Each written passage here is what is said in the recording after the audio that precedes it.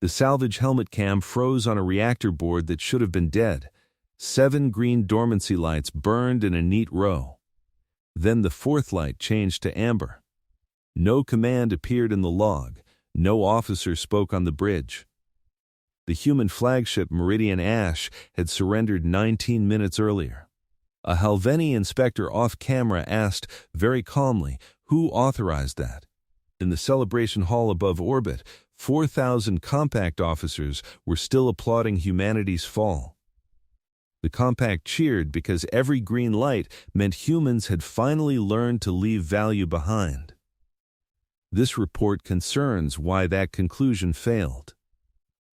I am Vekral Seen, Salvage Division Investigator, Halvenni Compact. At the time of surrender, our doctrine was clean. A captured warship was not a trophy. It was a factory with engines. The self-repairing fabrication core could rebuild drives, armor, medicine printers, even siege drones. The hull was metal. The core was the Empire. Humanity's last shipyard in the Carson mining corridor had burned out after a 3-month siege. Their captain signed the surrender under legal clock 6, meaning 6 hours to evacuate crew and present the core dormant, intact, and inspectable. Our analysts called it total asset transfer. The human assigned to prepare the core was not the captain. His name was Orin Vale. Our intake form placed him in gray status, maintenance, non-combatant, low priority. He had no combat medals, no command authority over weapons, no recorded speeches. He lived in Deck 14, slept beside replacement filters, and kept a yellow paper tag tied to his toolbox handle. Helmet audio caught him humming while the officers handed over encryption seals. One of our junior auditors asked why a man of no rank had core access. The answer seemed harmless. He kept the machine alive. That was all.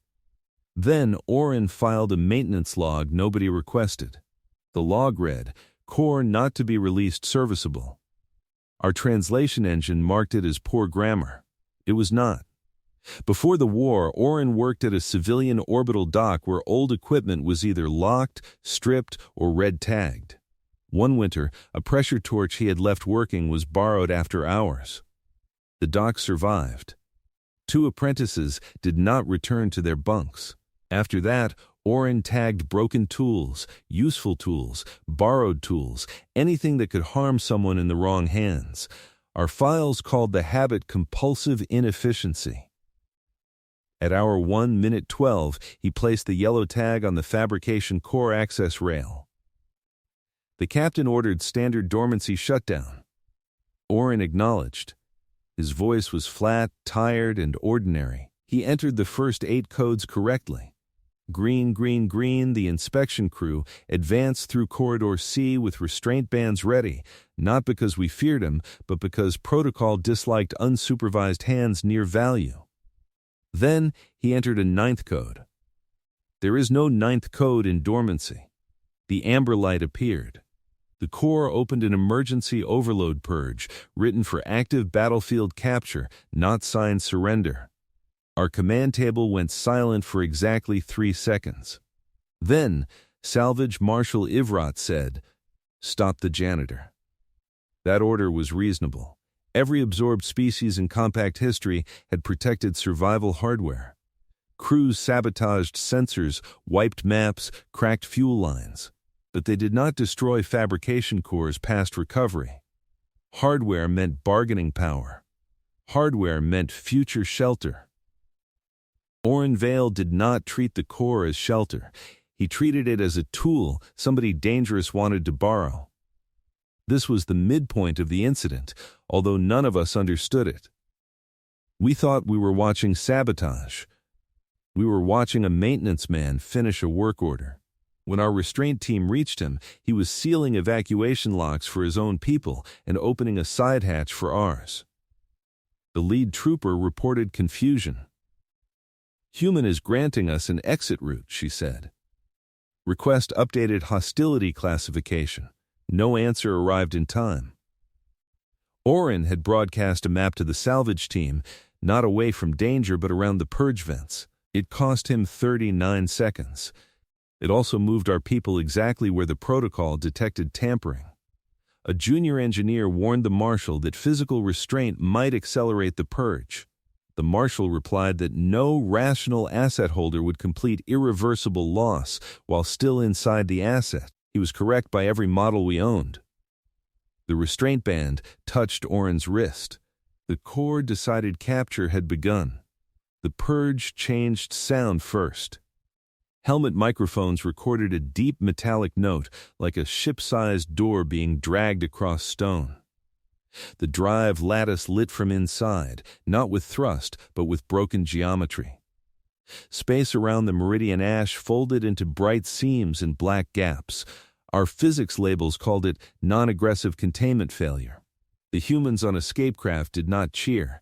They watched through small windows while their last flagship tore a wound in the corridor it had guarded.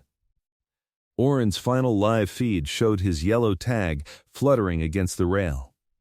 He had written 5 words on it. Do not leave it usable. Marshal Evrod ordered weapons ready, expecting a strike. No strike came. The ship did not fire. It did not ram. It did not summon a hidden fleet. It vented the fabrication core through the drive lattice, burning the patterns that made the machine rebuild itself. The rupture swallowed the core, the lattice, the salvage clamps, and every claim our law had placed on that hull. Then space sealed like a locked cabinet. 3 of our troopers survived because Orin had opened the side hatch. One filed a complaint accusing the dead human of mercy used as sabotage. I did not dismiss it. At tribunal, the compact demanded I classify the event as a human weapon. I replayed the first amber light. I replayed the unwanted exit map. I replayed the old dock record, the yellow tags, the apprentices' names, and the maintenance log our translator had mocked. Weapon did not fit. Rebellion did not fit. Even sacrifice was too grand a word for how he moved, how he checked seals, how he gave our people a route out before denying us the core. So I amended the intake form. Below rank, medals, and combat record, I added one question by hand. Who is responsible for leaving this usable? The final board still shows 7 lights. 6 green. 1 amber. And under it, Orin Vale's last line remains the only accurate classification. Core not to be released serviceable.